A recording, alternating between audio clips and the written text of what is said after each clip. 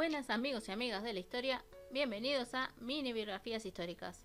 En este video les voy a hablar un poco de la vida de la madre de Ertugrul, Jaime Ana o Jaime Hatun. Además, hablaré un poco de la actriz que dio vida a esta extraordinaria mujer.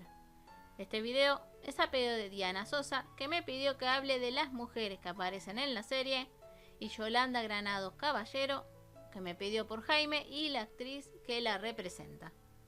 Aunque no hay muchos datos de esta mujer, Jaime Hatun se cree que pertenecía a una familia turcomana.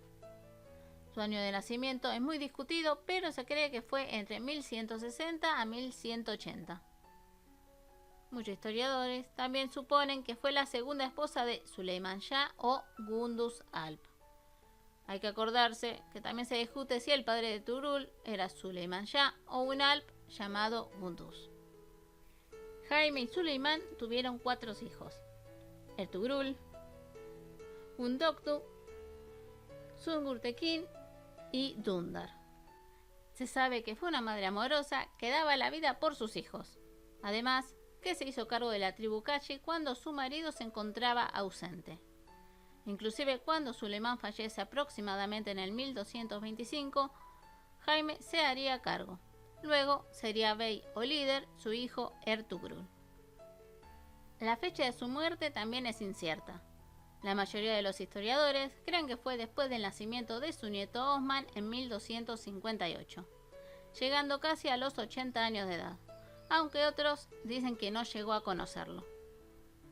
Su tumba actualmente está en la ciudad de Domanik, en la provincia de Kütahya, que fue restaurada en 1892 durante el reinado de Abdülhamid II con claras intenciones políticas. En cuanto a la actriz, esta se llama Hülya Darkan. Nació el 27 de abril de 1951 y en 1967 comenzaría su carrera como actriz. En 1974 se casaría con el también actor Tanju Korel, con quien tendría 2 hijas. En 1977 Zeynep y en 1982 Bergüzar Korel, que es actriz y que seguro la conocen de Las Mil y Una Noches o Tú eres mi patria.